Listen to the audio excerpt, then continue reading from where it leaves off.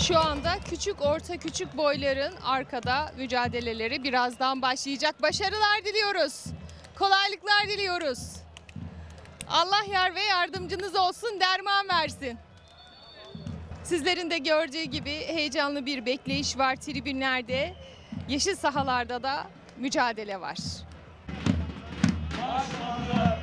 Başaltı pehlivanları saat 12'de. Efendim merhaba, sizi tanıyabilir miyim? İsmim Mustafa Naz, küçük orta küçük boy pehlivanlıyım. Antalya Büyükşehir Belediyesi adına güreşiyorum. Evet, bugün burada yine kıyasıya bir mücadele olacak. Siz de sıranızı bekliyorsunuz. Heyecan var mı? Yani heyecan her zaman oluyor ama öncelere göre biraz daha heyecanımızı dinginlemeyi başardık. Kaç yıldır güreşiyorsunuz? Yaklaşık 10 yılı geçti. 11'e adım attı yani. Nasıl başladınız güreşe? Yani güreşe benim çevremde güreş yapanlar var, kuzenlerim. Babam da o vesileyle beni güreşe başlattı. O şekilde başladım.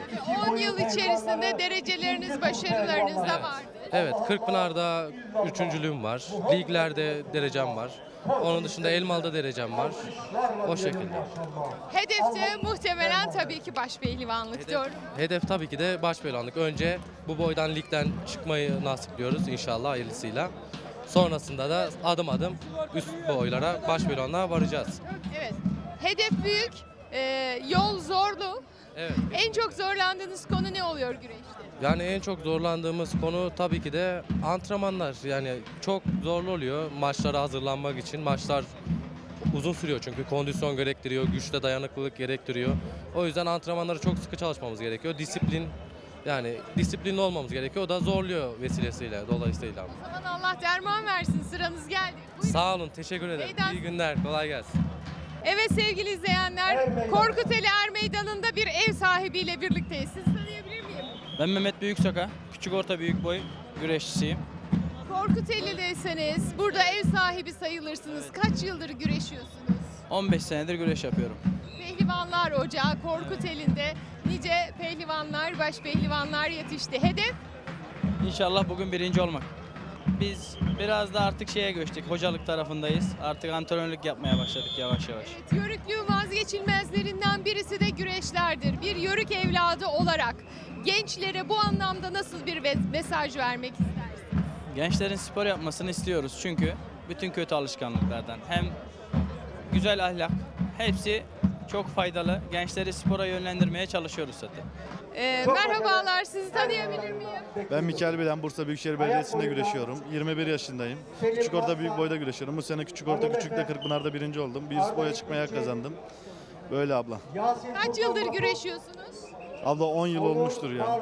Uzun bir süredir güreş yapıyoruz çok ufaklığımızdan beri. Tabii ki bu 10 yıllık güreşin içerisinde bir Kırkpınar şampiyonluğunun girmesi de sizi daha da bir motive etmiş. Evet abla, küçüklüğümden beri istediğim bir başarıydı. Allah'a şükür bu sene nasip oldu.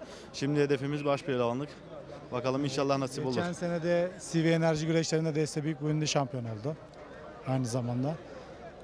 Bugün birlikte mi? Ben antrenörlük yapıyorum. Yok, rakip değiliz. Aynı boya çıktı. Ben Bursa Büyükşehir Belediyesi'nin antrenörüm.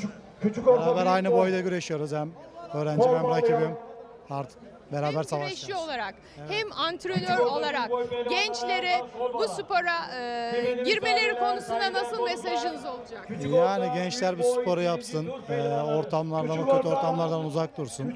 Yani sporun her türlüsü yararlı yani onun için. Sevgili izleyenlerimiz 34. Altın Kiraz Yağlı Pehlivan güreşleri çok mücadeleyle geçiyor. Her boyda farklı mücadeleler oluyor. Tabii ki bu yeşil sahanın dışında da bir hazırlık aşaması var.